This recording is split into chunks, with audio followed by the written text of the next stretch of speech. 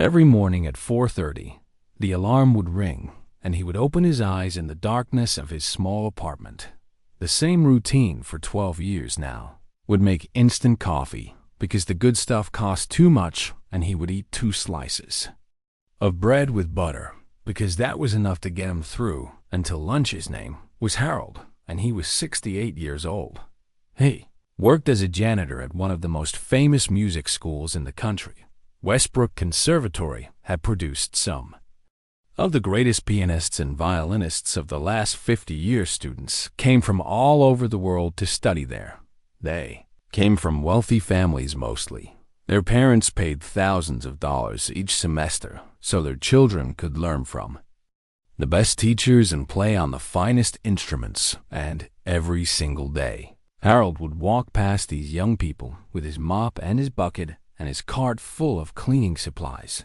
They never looked at him, not really. Oh, sure, sometimes a student would step aside to let him pass in the hallway. Sometimes one of them would say, "Excuse me," when they almost bumped into him, but they never actually saw him to them. He was just part of the building, like the walls or the floor or the old radiators that clanked in the winter. He was background noise. He was invisible. And honestly, after 12 years, Harold had gotten used to it. Understood his place in the world of Westbrook Conservatory. He was there to make sure the floors were clean and the trash cans were empty, and the bathrooms had soap and paper towels. He was there to fix the small things that broke a loose doorknob, here a flickering light bulb there. He was not there to be noticed. He was not there to be remembered. The students at Westbrook were young and talented and full of dreams. They practiced for hours every day. Harold would hear them through the walls as he worked. The sound of pianos and violins and cellos filled every corner of that building from morning until night. Sometimes he would stop outside a practice room and just listen. He would close his eyes and let the music wash over him. And something inside his chest would ache in a way he could not explain. But then he would open his eyes and pick up his mop and keep moving, because that was his job. That was his life now. Professors at Westbrook were polite enough. They would nod at him in the hallways. "Good morning," they would say, or simply "hello," but none of them knew his name after 12 years of working in the same building. Not a single professor had ever asked him what his name was. He was just the janitor, the old guy who cleaned up after everyone else there. Was one professor, though, who Harold noticed more than the others. His name was Dr. Patterson, and he taught advanced piano studies. Dr. Patterson was in his 50s with gray hair and glasses, and he always wore a suit jacket even in the summer. He was considered one of the best piano teachers in the country. Students competed for spots in his classes. They would do anything to get his approval. Harold watched Dr. Patterson, sometimes not in a strange way, just observing. He would see the professor walking down the hallway with his coffee cup and his stack of sheet music, and Harold would think about how different their lives were. Dr. Patterson spent his days talking about music and teaching young people and attending concerts. Harold spent his days scrubbing toilets and mopping floors and emptying garbage. But here was the thing that nobody at Westbrook Conservatory knew. Here was the secret that Harold had carried inside him for 50 years. He could play the piano, not just a little bit, not just some simple songs he learned as a kid. Harold could play the piano in a way that most people never would. He had been born with something special, a gift. That was what his mother had called it when he was just 5 years old and sat down at the old upright piano in their living room and started playing songs he had only heard once on the radio. A gift from God, she had said. By the time he was 8 years old, Harold was performing at local churches and community centers. People would come from all over town just to hear the little boy who played piano like an angel. By the time he was 12, he was performing at concert halls, real concert halls with velvet seats and crystal chandeliers and audiences of hundreds of people. The newspaper wrote stories about him. They called him a prodigy. They called him a once-in-a-generation talent. They said he would be one of the great pianists of his time. His piano teacher was a woman named Mrs. Bellini, and she had studied at the finest conservatories in Europe. She told Harold and his parents that he had a future, a real future. She said he could go to Juilliard. She said he could perform at Carnegie Hall. She said the world would know his name, and for a while it seemed like all of that would come true. Harold practiced 4 hours every day after school. His fingers flew across the keys, playing Chopin and Beethoven and Rachmaninoff. He loved the feeling of getting lost in the music. When he played, everything else disappeared. All his worries and fears and problems just melted away. There was only the music, only the notes, only the feeling of creating something beautiful out of thin air. His father was a factory worker, and his mother cleaned houses for wealthy families on the other side of town. They did not have much money, but they sacrificed everything for Harold and his talent. They bought him the best piano they could afford. They paid for his lessons with Mrs. Bellini, even when it meant going without new clothes or skipping meals. They believed in him. They believed that their son was going to be somebody special, and then everything changed. It happened in the spring of 1975. Harold was 17 years old. He had just received a letter offering him a full scholarship to Juilliard. The most prestigious music school in the world wanted him. His whole future was right there in front of him. All he had to do was reach out and grab it. But life had other plans. His father came home from the factory one evening looking pale and tired. He sat down at the kitchen table and he did not say anything for a long time. Harold and his mother and his 4 younger brothers and sisters waited. Finally, his father spoke. The doctor found something, he said, and just like that, everything Harold had dreamed about began to slip away. His father had cancer. The treatments were expensive, and they did not work. 6 months later, Harold stood at his father's grave wearing a borrowed suit that was too big for him. His mother was crying. His brothers and sisters were crying. And Harold realized that his life would never be the same. There was no money for Juilliard. Now there was barely enough money to keep the lights on and food on the table. His mother worked 2 jobs, but it was not enough. Someone had to step up. Someone had to help. Harold was the oldest. He was 17 years old with 4 younger siblings who needed food and clothes and the roof over their heads. So he made a choice. He put away his dreams of concert halls and standing ovations. He put away his sheet music and his recordings and all the newspaper clippings about the prodigy who would change the world. He got a job at the same factory where his father had worked, and he never played the piano again. 50 years passed. 50 years of working in factories and warehouses and anywhere else that would pay him enough to survive. He got married to a woman named Dorothy, who was kind and patient and never asked too many questions about his past. They had 2 children together. They lived a simple, quiet life. Dorothy passed away 8 years ago, and Harold missed her every single day. His children were grown now with families of their own. They lived in different cities and called him on Sundays when they remembered. He was alone most of the time. That was okay. He had made his peace with the life he had lived, or at least he thought he had then. The factory where he had worked for 40 years closed down. He was 62 years old, with no college degree and no other skills anyone seemed to want. He applied for dozens of jobs, and nobody called him back. Finally, he saw an ad in the newspaper. Westbrook Conservatory was looking for a janitor. The pay was not great, but it came with health insurance, and Harold needed that more than anything. So he applied and he got the job. Now here he was at 68 years old, pushing his mop through the halls of a place where young people learned to do the thing he had given up half a century ago. Every day he heard them play.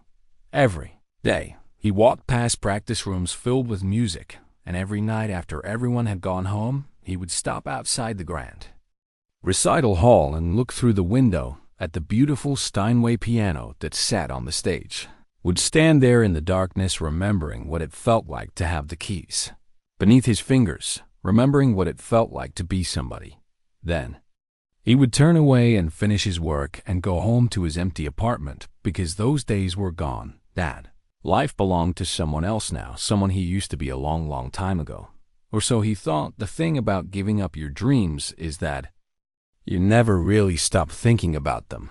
You Just learn to push them down somewhere deep inside yourself, where they cannot hurt you anymore. At least that is what Harold told himself for 50 years. He told himself that he had made the right choice. He told himself that family comes first and dreams come second, and that is just how life works sometimes. He told himself that plenty of people never get to do what they love and they turn out just fine, but late at night when he could not sleep, would lie in bed staring at the ceiling, and his mind would wander back to those days when everything seemed possible. He would remember the feeling of walking onto a stage with hundreds of people watching him. He would remember the silence that fell over the room just before he placed his fingers on the keys. Would remember the way the music seemed to flow through him like water through a river. And then he would remember the day he walked away from all of it. That memory hurt more than anything. The day after his father's funeral, Harold had gone to the old upright piano in the living room. He had sat down on the bench and placed his hands on the keys, but he could not play. Every time he tried to start a piece, his hands would shake and his eyes would fill with tears. Piano had always been connected to his father somehow. His father was the one who had noticed his gift first. His father was the one who had worked overtime at the factory to pay for lessons. His father was the one who sat in the front row at every single concert, with tears of pride streaming down his face. Now his father was gone, and the music felt like it had died. With him, Harold closed the lid of the piano that day, and he did not open it again for 50 years. His mother told him he was making a mistake. She said his father would have wanted him to go to Juilliard. She said his father had sacrificed everything so Harold could have a future in music, but Harold could not listen. He was 17 years old, and his whole world had just collapsed. All he could think about was his mother working 2 jobs, and his little brothers and sisters who needed shoes and school supplies and food. How could he go off to New York City to study music while his family struggled to survive? What kind of person would that make him? So he went to work at the factory, the same factory where his father had spent 23 years of his life, the same factory where his father had breathed in the dust and chemicals that probably caused the cancer that killed him. Harold hated that place. He hated the noise and the smell and the way the machines never stopped running. Hated punching the clock at 7 in the morning and not leaving until 6 at night. He hated coming home with his body aching and his hands covered in grease, but the pay was steady and the benefits were decent, and that was what his family needed. So he stayed 1 year, turned into 2 years, turned into 5 years, turned into 10 somewhere along the way. Harold stopped thinking about music schools and concert halls. He stopped thinking about the life he might have had. He just put his head down and did his job and tried to be a good son and a good brother. His mother passed away when he was 32. By then his younger siblings had grown up and moved away and started their own lives. Harold was alone for the first time since his father died. That was when he met Dorothy. She worked at the diner across the street from the factory.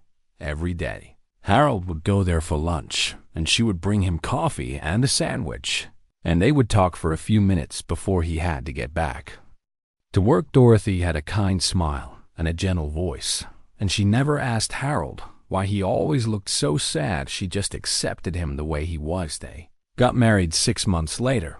It was a small wedding at the courthouse with just a few friends and family. Dorothy wore a simple white dress, and Harold wore the only suit he owned. They moved into a tiny apartment on the east side of town, and they started building a life together. Dorothy knew that Harold used to play piano. He told her about it once early in their relationship, but she never pushed him to talk about it. She never asked why he gave it up or whether he missed it. She just seemed to understand that some wounds are too deep to poke at. Their first child was born 2 years after the wedding, a boy they named Robert after Harold's father. 3 years later, they had a daughter named Catherine after Dorothy's mother. Harold loved being a father more than he ever expected. He would come home from the factory exhausted and covered in dirt, but as soon as he saw his children's faces, all of that melted away. He taught Robert how to throw a baseball and how to ride a bike. Read bedtime stories to Catherine every night until she was old enough to read them herself. He went to every school play and every parent-teacher conference and every little league game. He was determined to be the kind of father his own father had been, present and supportive and full of love. But there was one thing Harold never did with his children. He never taught them to play piano. There was no piano in their house. When Robert was 7, he asked his father if he could take music lessons, and Harold felt his chest tighten.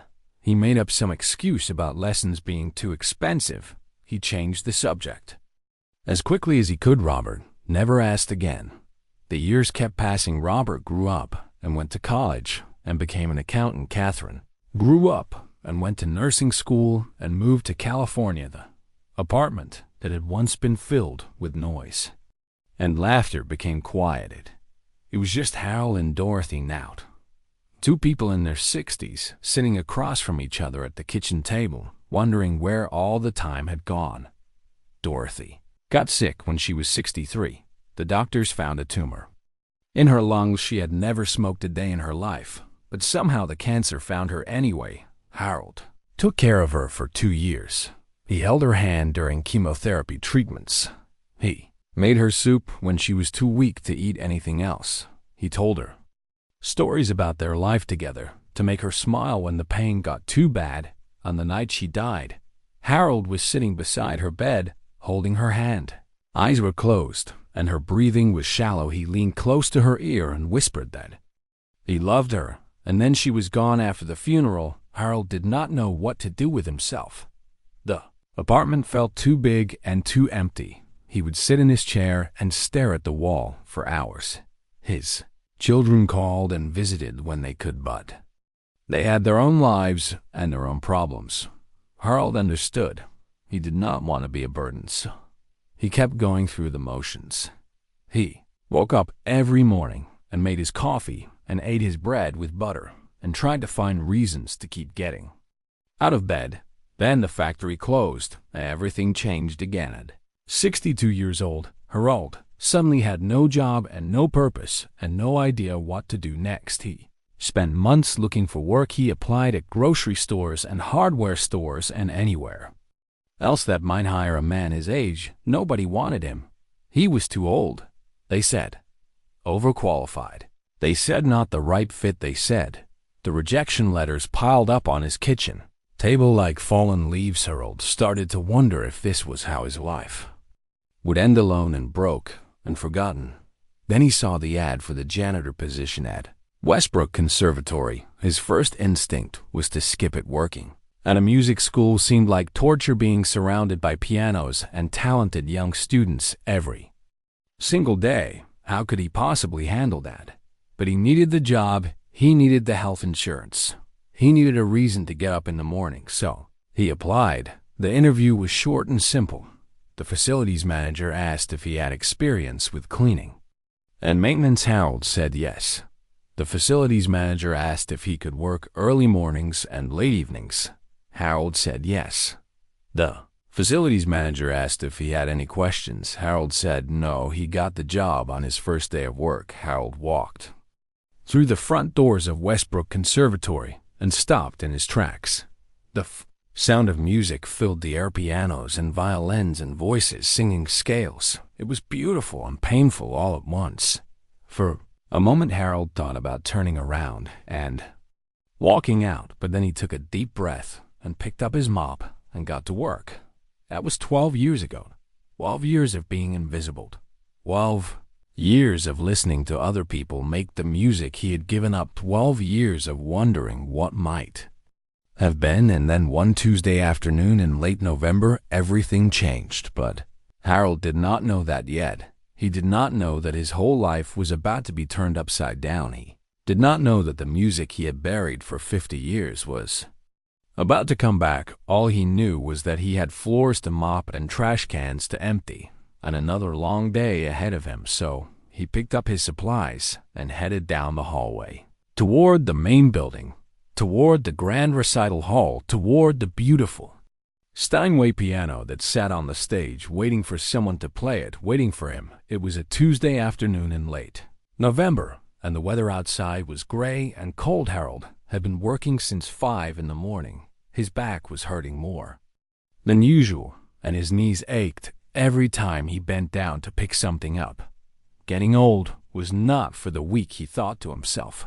He had already cleaned the bathrooms on the first floor and mopped the hallways near the practice rooms. Now he was pushing his cart toward the main building where the grand recital hall was located. This was always the busiest part of the campus. Students gathered here between classes to talk and study and show off for each other. Harold usually tried to clean this area early in the morning before anyone arrived, but today he had gotten behind schedule because one of the bathrooms had a clogged toilet. That took him over an hour to fix. So here he was in the middle of the afternoon, surrounded by young people who barely noticed he existed. He kept his head down and pushed his cart forward. Just get through the day, he told himself.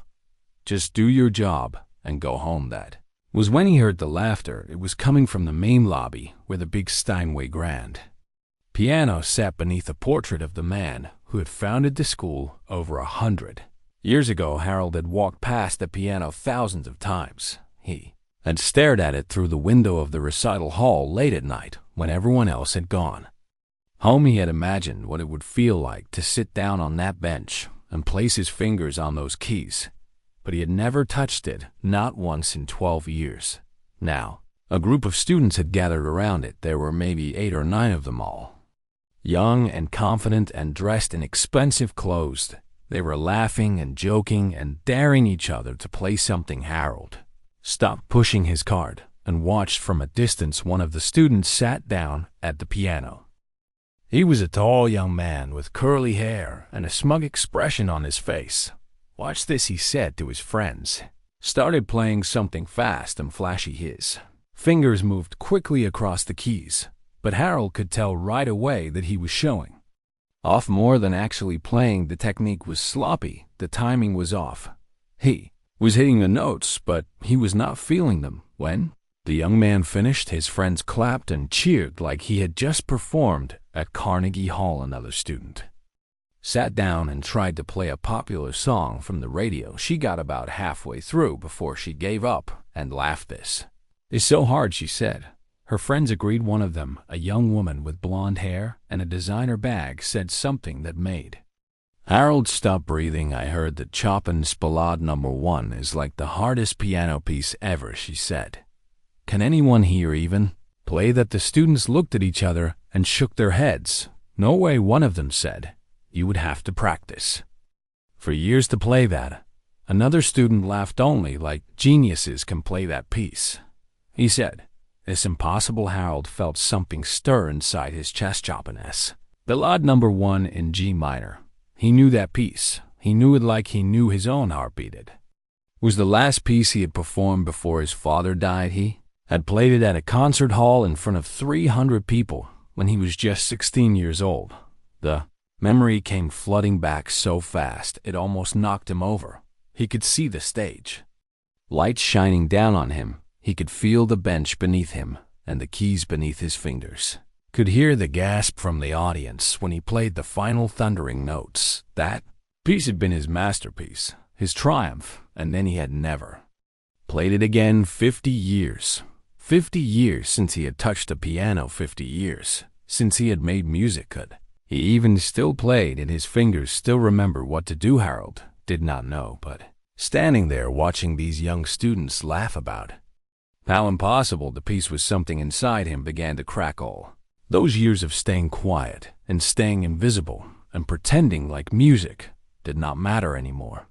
All those years of watching other people live the life. He had given up. All those years of telling himself that his dreams were dead and buried. Suddenly it all felt unbearable before he knew what he was doing. Harold took a step forward and then another, then another. The students did not notice him at first. He was just the old janitor after all, part of the background. But then he spoke. "Excuse me," he said. His voice came out quiet and rough. He cleared his throat and tried again. "Excuse me," he said louder. "May Eyed students turned to look at him. Their faces showed confusion at first, then amusement. The old janitor in his worn coveralls, with his gray hair and his wrinkled hands, wanted to play the piano. A few of them exchanged glances and smirked. One of them whispered something to his friend, and they both laughed. The young man with curly hair, who had played earlier, stood up from the bench. Sure, he said.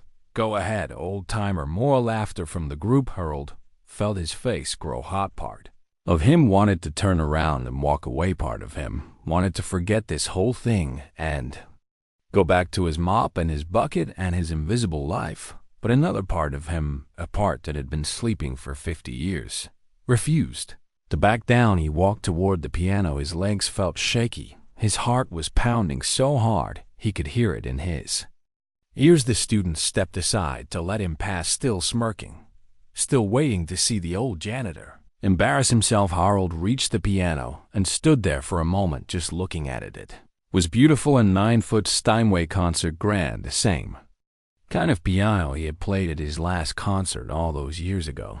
He ran his fingers along the edge of the wood. It was smooth and cool to the touch. Then slowly he sat down on the bench. The students were watching him now. Some had their phones out, ready to record what they assumed would be a funny video of an old man failing at the piano. Harold placed his hands on his lap and took a deep breath. His hands were shaking. They were not the hands of a young prodigy anymore. They were the hands of a 68-year-old janitor, rough and calloused from decades of hard work. Could these hands still play? Could they still remember? There was only one way to find out. Harold lifted his hands and placed them on the keys.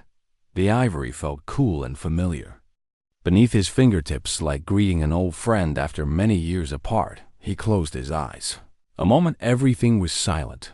The chattering students, the noise from the hallway, the sound of his own heartbeat, it all faded away, and then he began to play. The first notes of Chopin's Ballade No. 1 filled the air, soft and gentle, like a whisper, like a secret being told. Harold, his fingers moved across the keys as if 50 years had never passed.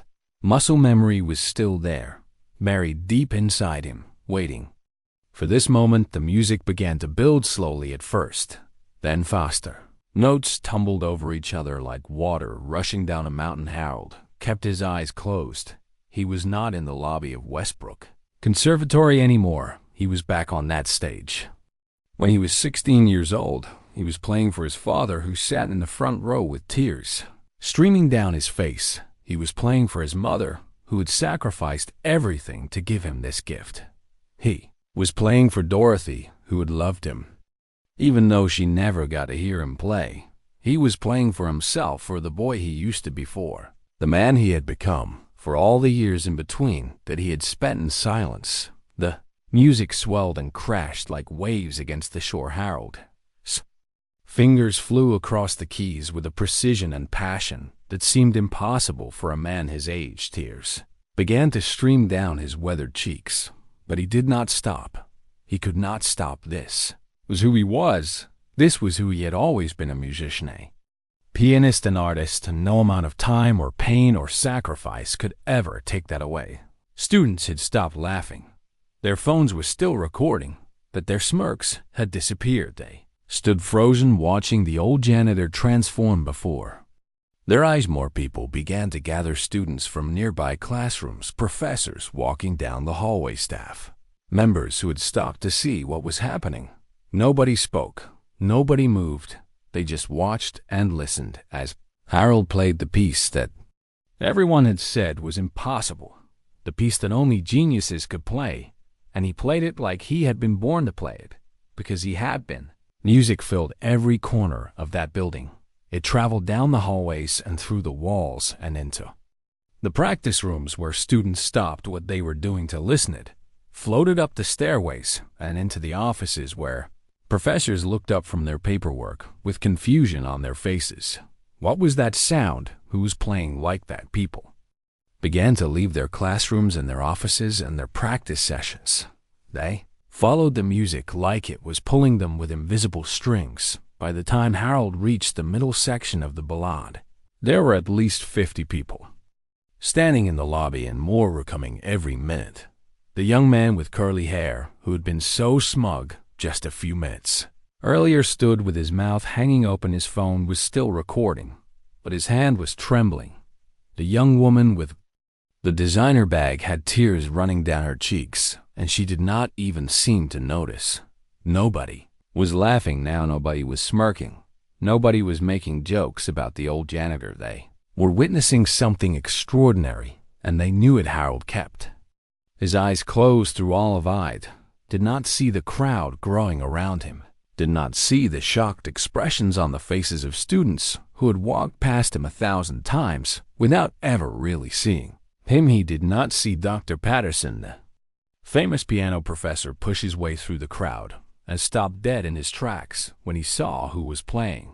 All Harold saw was the music. It played behind his closed eyelids like a movie. He saw himself as a little boy sitting at the old upright piano in his parents' living room. He saw Mrs. Bellini, his first teacher, clapping her hands with joy when he played a difficult passage perfectly. He saw his father standing in the doorway of his bedroom late at night listening to him practice. He saw his mother crying happy tears at his first real concert. He saw Dorothy on their wedding day looking at him like he was the only person in the world. He saw his children as babies falling asleep in his arms. He saw all the moments of his life flash before him, the good and the bad, the joy and the pain, the dreams he had chased and the dreams he had let go. Somehow all of it was in the music. Every triumph and every heartbreak, every hope and every regret, it was all there in the notes that poured from his fingers.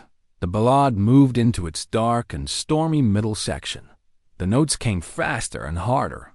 Harold's hands flew across the keys with a power that surprised even him. Where was this coming from? How could his old tired body produce such force? He did not know. All he knew was that he could not stop. The music had taken control, and he was just along for the ride. In the crowd, a young woman pulled out her phone and opened a live streaming app. She pointed the camera at Harold, and within seconds, people from all over the world were watching.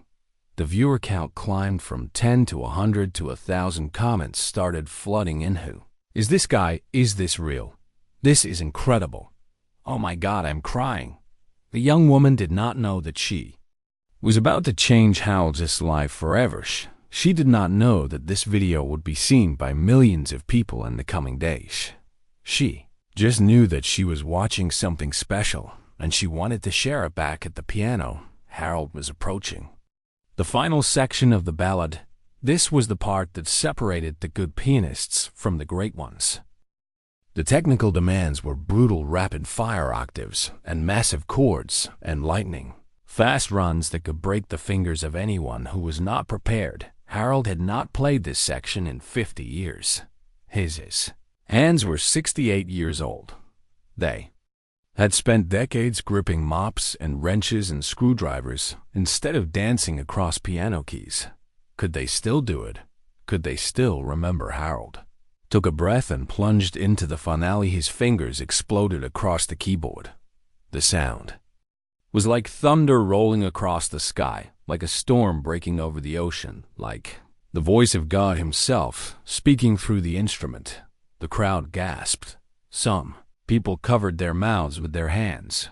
Others grabbed onto the person standing next to them. Dr. Patterson, the professor who had taught piano for 30 years and had heard the greatest pianists in the world, felt his knees go weak. Had never heard anyone play like this. Not in concert halls, not in competitions, not anywhere. This old janitor who had been invisible to everyone for 12 years was playing at a level that most professional pianists could only dream of. The final measures of the ballade arrived. Harold played the crashing chords with everything he had. His whole body was shaking. Tears were streaming down his face and dripping onto the keys, but his fingers never faltered.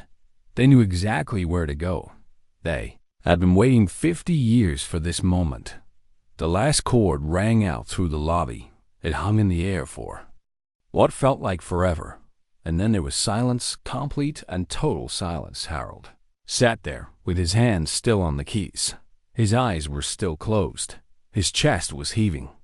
He did not know if he should laugh or cry or scream. He had done it after 50 years. He had played again, and it was everything he remembered and more. For a moment, nobody moved. The crowd stood frozen like statues, and then someone started clapping. It was just one person. At first, a slow, steady clap that echoed through the silence. Then, another person joined in, and another and another. Within seconds, the entire lobby erupted in applause. People were cheering and shouting and crying. Students who had never shown any emotion about anything were wiping tears from their eyes. Professors who had seen countless performances stood with their mouths open in disbelief. The applause went on and on. It bounced off the walls and the ceiling and filled the building with a sound that Harold had not heard in half a century, the sound of people celebrating. As music, Harold finally opened his eyes. He blinked in confusion at the crowd that had gathered around him. There had been maybe 8 students when he sat down. Now there were well over 100. People, where had they all come from? He looked at their faces and saw something he had not seen directed at him in a very long time. Admiration, respect, wonder. These young people, who had never noticed him before, were looking at him like he was somebody, like he mattered, like he was more than just the old guy who cleaned up after them. Harold did not know what to do. He tried to stand up, but his legs were shaky, and he had to grab the edge of the piano to steady himself. A young woman rushed forward to help him. "Are you okay?" she asked. Her voice was gentle and full of concern. Harold nodded, but he could not speak. His throat was too tight with emotion. Dr. Patterson pushed through the crowd and approached the piano. The professor's face was pale, and his eyes were wide. He looked at Harold like he was seeing a ghost. "Who are you?" he asked. His voice was barely above a whisper. Harold swallowed hard. "I'm just a janitor," he said. Dr. Patterson shook his head. "No," he said. "No, you are not." Reached out and took Harold's hand in both of his. "Where did you learn to play like that?" he asked. "Where have you been hiding all these years?" Harold did not answer right away. He looked down at his hands. The same hands that had pushed mops and fixed toilets and emptied trash cans for 12 years. The same hands that had just played one of the most difficult piano pieces ever written. "I used to play," he said finally. "A long time ago I had to stop." Dr. Patterson stared at him for a long moment. Then he did something that surprised everyone, including himself. He pulled Harold into a hug. Famous professor who never showed emotion, the man who had made students cry with his harsh criticism. He wrapped his arms around the old janitor and held him tight. "I do not know your story," the professor said quietly, "but whatever happened, I am so sorry. And I am so glad you played today." Harold felt something break inside him. All the walls he had built over 50 years, all the defenses he had put up to protect himself from the pain of what he had lost, they all came crumbling down. And standing there in the arms of a stranger, surrounded by 100 people he had never really known, Harold began to sob. Not tears of sadness, tears of release, tears of healing, tears of a man who had finally come home.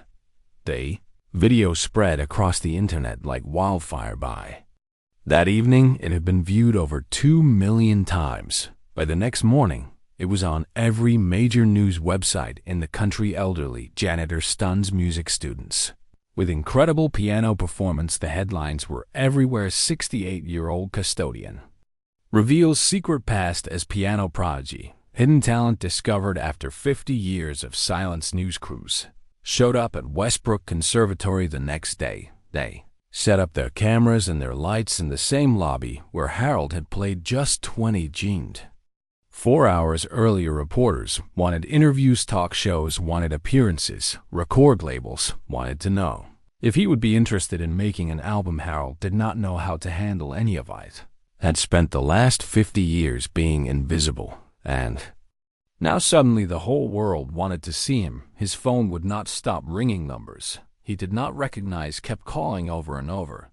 His son Robert called from across the country. "Dad," he said, "what is going on? He just saw you on the news. You can play piano. Why did you never tell us?" Harold did not have an easy answer for that question. He had kept his past hidden for so long that he had almost convinced himself it had never happened. His daughter Catherine called next. She was crying so hard she could barely speak. "Dad, that video," she said, "I have watched it like 20 times. I had no idea why." "Did you give it up?" Harold told his children the whole story about being a prodigy, about the scholarship to Juilliard, about their grandfather dying and Harold having to choose between his dreams and his family. They listened in silence. When he finished, his daughter said something that broke his heart all over again. "Dad," she whispered, "Grandpa would have wanted you to go. You know that, right?" Harold knew. He had always known, but knowing something and accepting it are two very different things. The dean of Westbrook Conservatory called Harold into her office 3 days after the performance. Her name was Dr. Webb, and she was a serious woman in her 60s with silver hair and sharp eyes. Harold had seen her around campus many times, but they had never spoken. He walked into her office, still wearing his janitor uniform because nobody had told him not to. Dr. Webb stood up from behind her desk and gestured for him to sit down. "Harold," she said, "I have been at this school for 22 years. I have heard thousands of students play. I have attended concerts all over the world.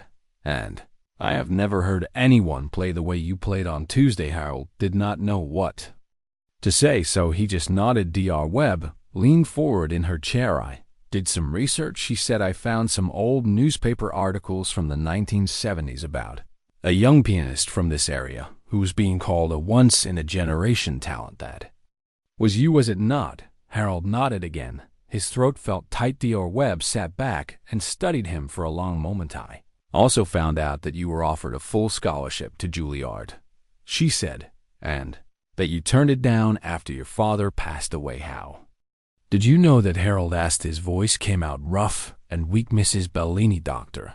Webb said, "your old teacher. She is still alive. She lives in a nursing home about an hour from here. She is 94 years old, and she still remembers you.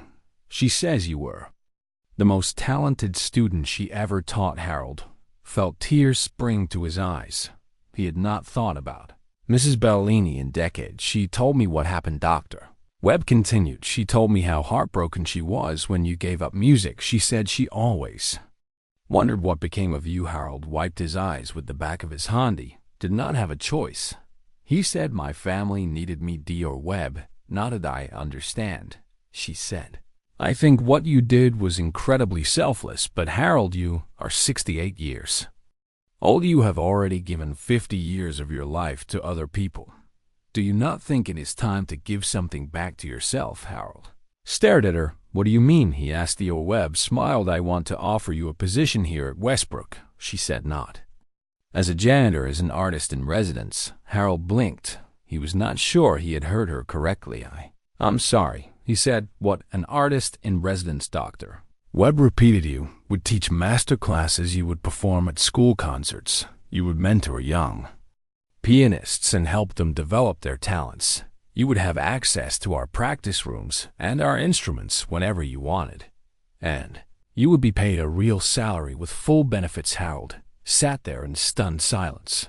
This could not be real. Things like this did not happen to people like him. "Dr. Webb, I am 68 years old," he finally said. "I have not performed professionally in 50 years. I am a janitor." She held up her hand to stop him. "Harold," she said firmly, "I just watched you play one of the most difficult pieces in the entire piano repertoire. You played it from memory after not touching a piano for half a century. And you played it better than 99% of the professional pianists I have ever heard. I do not care how old you are.